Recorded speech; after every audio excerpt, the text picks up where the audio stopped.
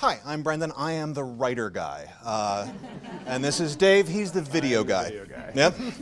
We're going to talk to you about whiteboard video, mobile, and why people dig a good story. And just to frame this and to put it in context, there's an old saying that any activity, if properly examined, is a mirror, a window into the human experience. Now, I don't pretend that we're going to give you a window into the human experience, but I think we can get into some insights that I hope are refreshing for you.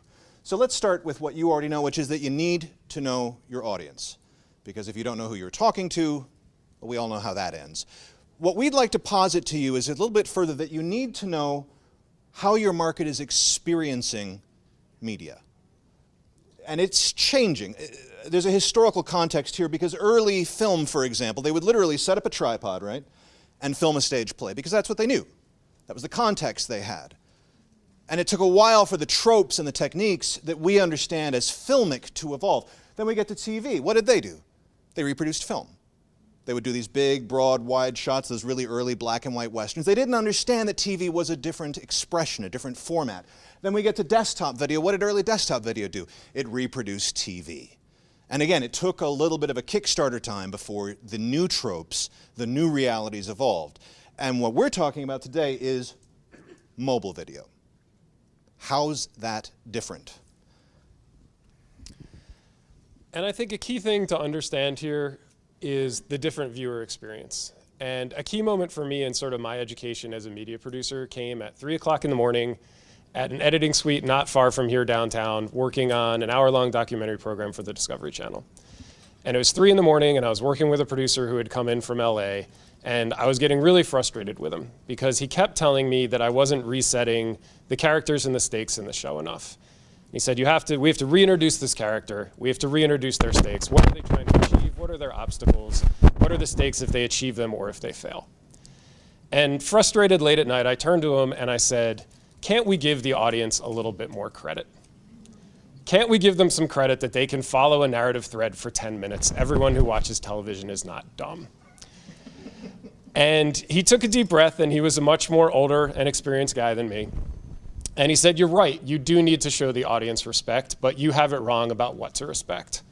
And what you really need to respect is the fact that these people are watching this show, and it is not necessarily their number one priority. For you, it is right now. This show is our life. We're 100% focused on it. People watching this show might be doing something else.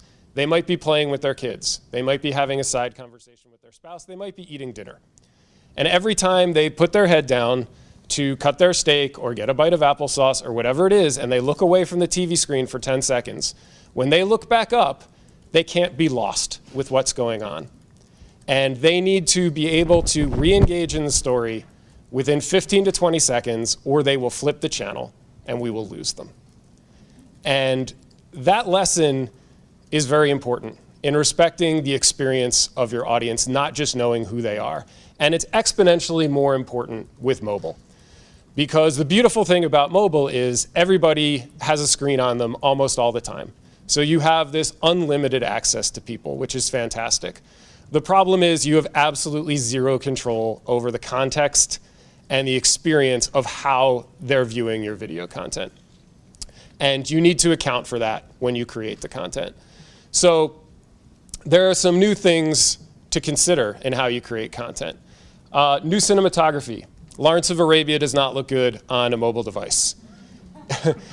It's a close-up medium. You don't want really complex images. You don't want really detailed images. Text is terrible. New techniques. One of the biggest things that has evolved for mobile video is direct address to camera. That's something that is not done traditionally in television or other traditional media outlets. You know, usually if you're interviewing someone, you're talking to an interviewer off camera, it's your typical nightly news sort of thing. That has completely changed. Now direct address is very popular, and it's for a specific reason. Again, that person has so many distractions when they're watching something on their mobile device. They might have emails popping up. They might have push notifications popping up. All the different things that we have on our phones. Actually, here's a quick question. Who's gotten an email or a tweet or a notification while we've been talking? Raise your hand. Yeah, there you go. Exactly. So if you're trying to have someone watch your video, all of that stuff is interrupting them. So direct address, while for a long time it was a no-no, is actually become very popular on mobile because you are literally making eye contact with someone, which holds their attention much stronger than not having direct eye contact with them.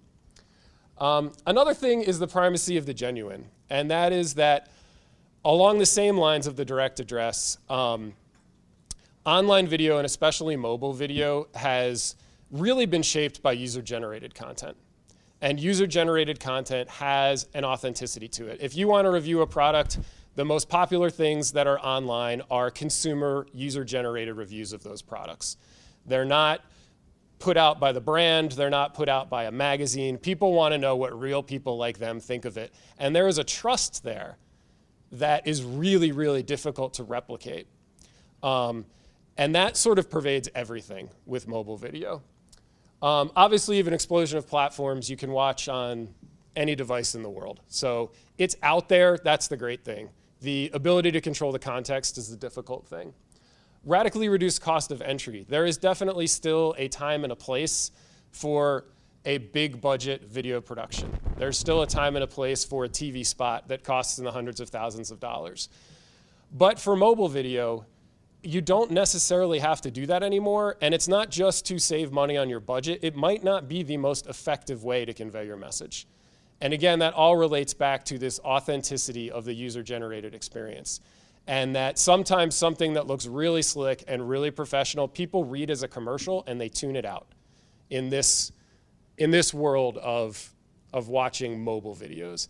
And so sometimes you need to consider, for the target audience we're going for and for the way they're going to be experiencing this, what is the best way to craft your message? What's the best genre and what's the best style of video to get the best reaction and the most attention from your viewers?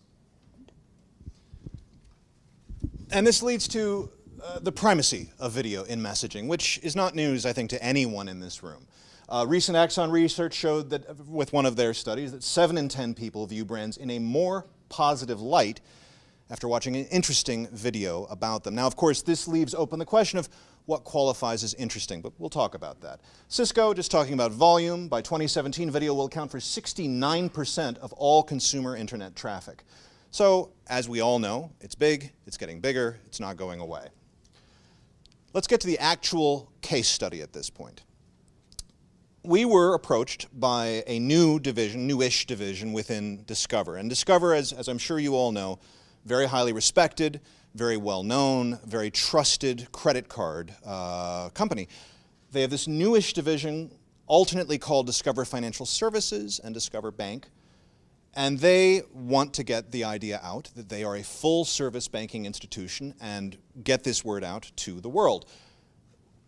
Part of how they want to position themselves on this is as educators. And this goes back to the whole concept of experiential marketing, of attraction versus projection marketing. The idea that I am providing you with something of value. I'm providing you with something you're not getting from someone else, and therefore you want to come and experience my brand. Their idea with this is financial education. And the primary vehicle we all agreed upon from the very start was going to be whiteboard videos. Now, trying to do a financial education program is a more complicated ask than you are thinking. For example, money is a sensitive subject. So as just an exercise, turn to the person on your right, tell them your net worth and all of your debts. Go. Go ahead. Nobody? Nobody. Oh, I'm sorry. Yeah, see, people are very private about this stuff. It's touchy, okay? So you wade into this and you say, we're going to talk to you about money. That's not the simplest thing in the world. And then there's the whole math angle, right? A large number of people are very sensitive about math. Recent study by Ogilvy PR showed that 36% of adult Americans say they cannot do math. Now, do we think that means they can't do 4 + 4 = 8? No. But they do have some kind of mental thing where they're telling themselves, I can't do math. 30% of those surveyed said they would rather clean their bathroom than solve a simple math equation. So put these two together and you start to understand this ask. They're saying, let's become financial educators. And we're thinking, oh yes, money and math, great. That's not sensitive at all. But our mission is very clear from Discover. We are to cover financial literacy subjects. We are to position them, with their assistance and their instruction, as financial educators. And in depth. It's not going to be superficial. They make that very clear from the start. You're going to give people some real, tangible lessons in financial literacy. So this raises the obvious question, why did we all agree from the word go? Why did we all go, oh yeah, whiteboard video? Why was that obvious? And I think Dave can tell us a little bit about the state of play with financial video. Well, and this is a truthful from last week. If you Google financial literacy if you search financial literacy in YouTube, these are among the top 10 videos that will come up. So first you have the talking head lecture with very likely fake students from stock video. Wander around in the dark. You wander around in the dark long enough, and you will hit the wall. You've got to have She's not there. You've got to know where you're going. Neither is she. Neither is he. Next, we have the one we're all familiar with, the Guru Get Rich Quick seminar. Within less than 5 years, Jamie had rebuilt his life using the strategies he had discovered. With a lot of stock photos Self-made millionaire. and the air punch. We have the talking head repackaged with the teleporting host. So they tried to jazz this one up by having this guy bounce around the lawn. Well, he's on the left, he's on the left, and he's back into the middle. And now we're going to video from the 1980s. This is the Rich Dad, Poor Dad guy. So pretty well known, but pretty old video. We have an educational narrative with some unfortunate music choices and I think a rather disturbing voiceover tone. She's a typical teenager with typical Seems very sarcastic. Yeah. I don't think he likes her. Also kind of reads like a don't go on Craigslist ad. She's very curious and wants to find out what it means to be financially literate. Yes.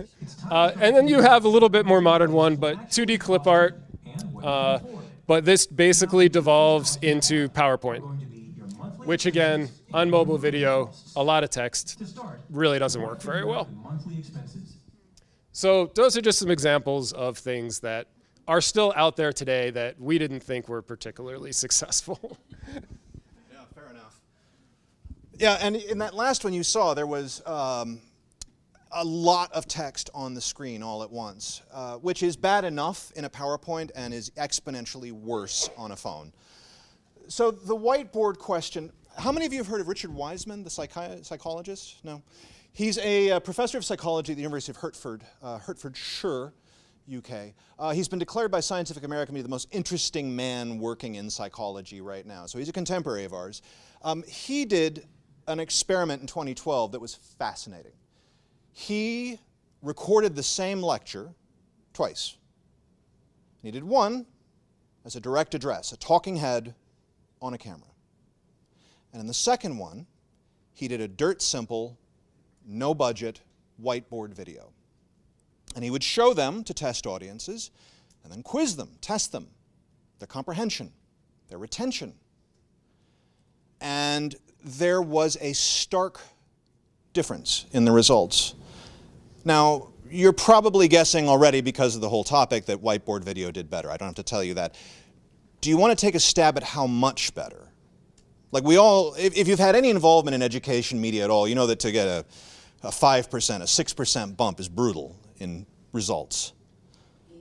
80? Not 80, no, not 80%. That would be miracle working. No, there was a measurable across the board 15% bump in comprehension and retention just by adding the element of animation. Here's Dr. Wiseman's statement on it. I won't try to do a British accent for you. Anyone involved in education or research knows that this is massive. Normally you have to work hard to get 5, maybe 10% increase in any kind of behavioral measure like that. Just by animation, you're seeing a 15% increase. So this is a very, oh, I'm blocking you, sorry.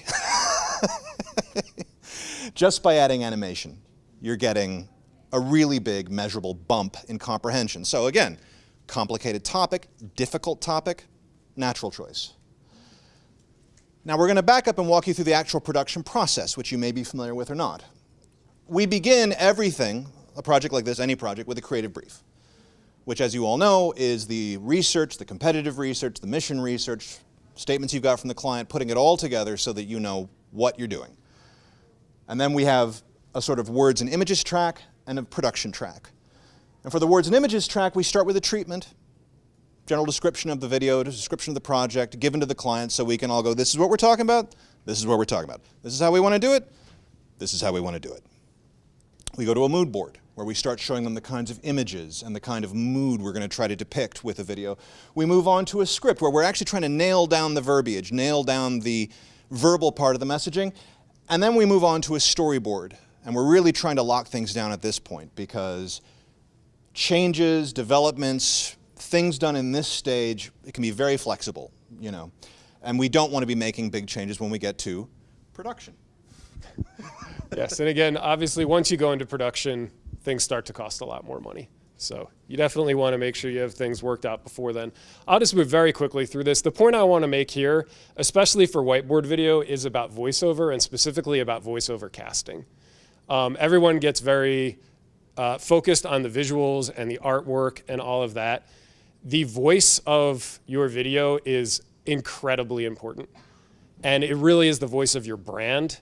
And it's something that people hear in the first couple seconds of a video, and they make an incredible number of assumptions and first impressions based on that voice. So that's a very important thing to consider. For Discover, it was very important that we cast someone who was young, that we cast someone who was friendly, and that they were warm. Because again, what we were dealing with here are pretty complex financial topics that the audience we're trying to reach is potentially intimidated by. So we want to combine the entire style of the video to be invitational, to be approachable, and to be not intimidating. So people can explore these topics in a way that gives them a little bit of a base understanding and invites them to then be empowered to learn more and not to be intimidated by it. So that voiceover casting aspect is extremely important. We got the flipper there. Scripting, my turf. This is where some sad, poor writer sits down and decides what's actually going to happen here, and envisions the whole thing, comes up with the words, maybe lays out some visual ideas, which the designers can then cheerfully ignore. This is where it all begins. So if the project is late, you can always blame the writer. I strongly recommend that. And we move on from here, and this is also a great stage where you can send this to the client can look at it and say, is this the right voice? Are the right words being used? Is this the right tonality? What are these visuals you're imagining? And then you move on to the storyboards. But before we get to storyboards, actually, can we go back one? Yeah, sure. One thing I'd like to say about script. In traditional production, the script is the Bible. Everything's locked in at script. That is not the case for animation. And I think it's a really important point, despite what writers may say. It is about the words, but more importantly, it is about the ideas that you're conveying in your message, and which ideas you're going to convey through words and which ideas you're going to convey through images. And that is what's really the most important thing at this scripting phase, which is why we have this sort of 2-column script set up. Because it's really important to figure out early on, if you're doing a whiteboard, how much can you communicate with your imagery? Because your imagery is going to work much better than talking at your audience. So you want to keep the words very conversational and very friendly, and try to explain some of the more complex, meaty stuff through your imagery. So it's really important at the scripting phase to understand that that division is sort of the key aspect here, is creating that 2-column script, not just worrying about the words. And then if we can flip on to storyboards, this then is the real Bible of animation, is the storyboards. And just to talk through a couple things here, everything that you need to know before you go into production is in here. And it's on a lot of levels. You have broken down what's highlighted in yellow is what the voiceover is going to be. Beneath that is a verbal description or a written description of the actions that are going to occur on screen. You can see the final artwork and the style of the artwork. So you need to make sure that the artwork is matching your message. Do you'll see in the video in a couple minutes, but do these images on the bottom row, is this accurately conveying how you pay off a mortgage? Is that reading for people? Are they understanding that the equity in your home goes up and that's represented by one color and what you have left to pay off is represented by another color? You're dealing with things with Whiteboard like how often do you want the hand on screen? Traditional Whiteboard is literally just a recording of someone drawing. The problem with that is you can never get that hand out of there. So there's different ways to do it. The way we did these is actually tracing the original artwork in post. So that hand drawing can be in there whenever we want it to. It can be gone whenever we want it to. And that was a big thing for this particular topic because it is pretty complex. And we needed to keep it really simple and really clear. So we don't want the hand going around all over the place distracting everybody. So we use it in strategic places. In certain areas, you'll see it moves the animation rather than drawing it. There's all kinds of variations you can do by not doing a traditional just recording of an artist drawing on screen. And so now we can show you the So video why would you itself. want a home equity loan? And what exactly is it? The why part is easy. When you are thinking about a major expense, such as remodeling your kitchen, or looking to consolidate your bills, a home equity loan could help you achieve these goals. But what's this equity business?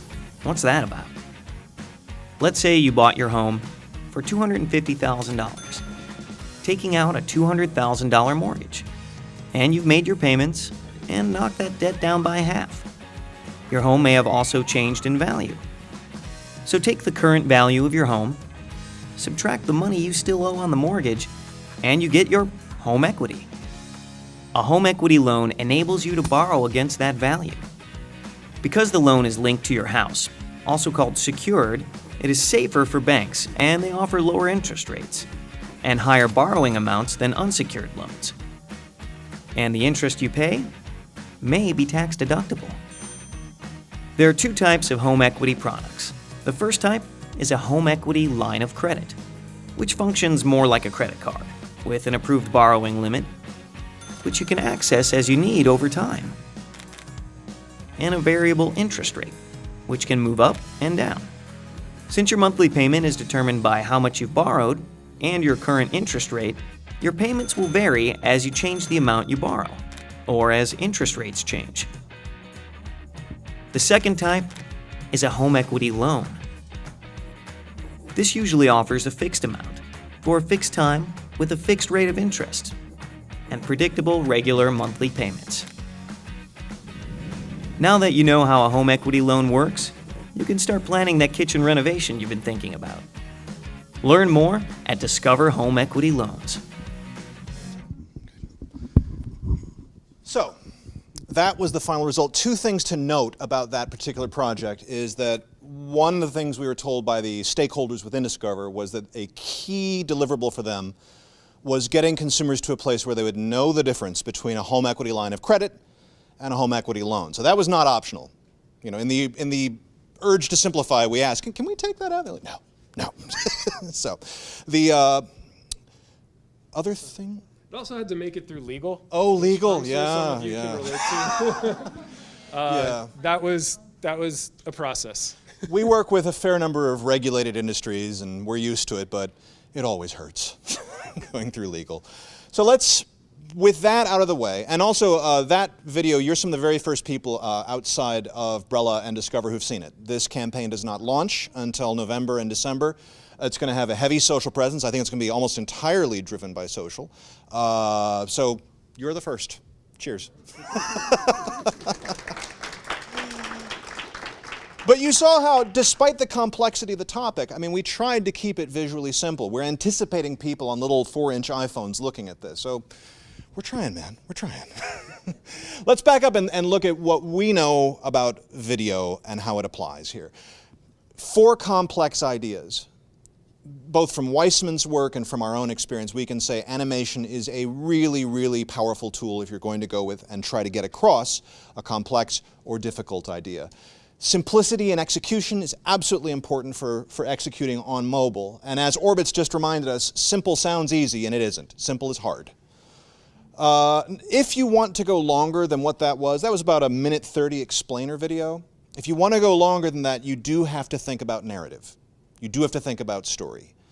I have seen well-intentioned people saying, oh, we'll do a 10-minute talking head video, and you're going, no, you're not. No one's going to watch it. If you want to go, I would say as a rule of thumb, if you want to go over 2 minutes, you have to consider putting in some kind of narrative structure. And that doesn't mean literally a story. It means a narrative structure, some kind of setup, payoff sort of structure. User-generated styles are really good for mobile, for getting that genuine feeling, but you can't make up for good lighting and good sound. So production values still matter.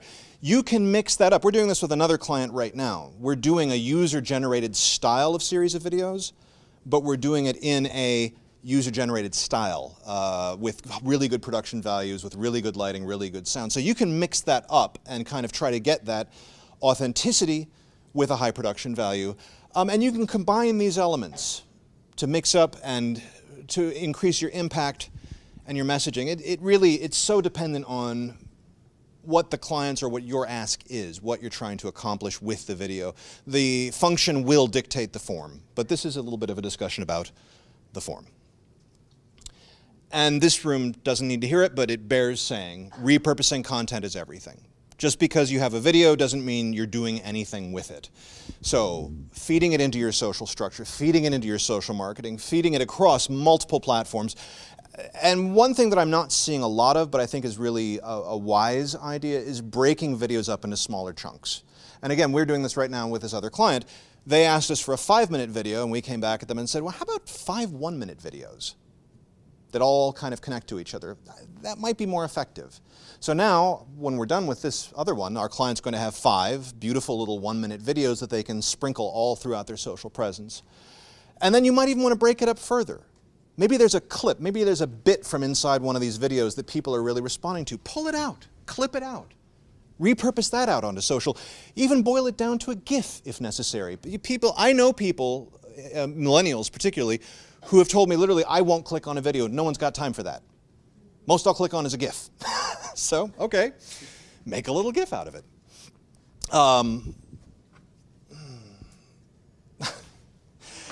And this leads to a truly silly bit. What is a 1-minute explainer video worth? What's it worth from a marketing and a messaging perspective? Well, we know the saying that a picture is worth 1,000 words, right? Well, there's 30 frames per second in a normal video. At 1,000 words, that brings us to 30,000 words. But if it's a 1-minute explainer video, that's times 60, so that brings us to 1.8 million words for a 1-minute explainer video. Now, do we think that's true? No. But it's cute. And there is something to be said because, as we all know, different people have different learning styles, different styles of ingesting information. For a very visual person, a 1-minute video might be worth 1.8 million words. It could be. It certainly is something that, as we're reaching out to people, as we're touching them through social media, as we're trying to draw them in with a more attractive style of marketing, it certainly bears being in mind. Especially for topics like this one, where it is a very complex topic that a lot of people are intimidated by, and you want to give them an entree, you want to give them an invitation that they will actually click on. And a lot of people are not going to click on a Forbes article about financial planning because it's just too intimidating and they don't want to deal with it. But when they see a stick figure being drawn on a thing that is somewhat of a universal response, because we've all been through primary school, it feels like, all right, I can handle this. I can look at this. And that's the way that you get them in. Then you end with linking them to more information. And it's a very, very effective tool for doing that. Yeah, this campaign is still in progress. I mean, we don't know the exact final shape of it. We know that the videos that we've been working on with them are going to be featured. The exact, how much is going to be on YouTube, how much is going to be on other social platforms, how much is going to be direct off of their domain, we don't know all those details just yet because it is in progress. But it's happening. It's definitely happening.